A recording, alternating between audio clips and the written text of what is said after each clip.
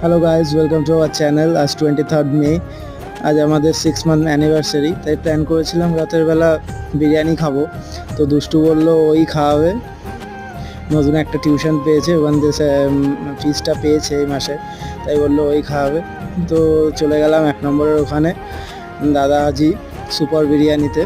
ওখানে রাইস কোয়ান্টিটিও খুব ভালো দেয় এবং মাংস এবং আলুটাও খুব নরম থাকে।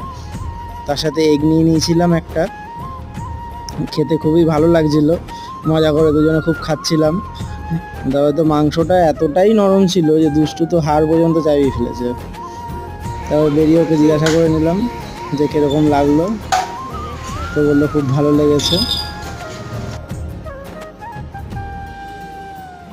তারপর নিয়ে নিলাম একটা ফ্রুটি আর একটা জিরা বাটার। তারপর বাড়ি চলে আসলাম। চলো tata, bye bye, good night.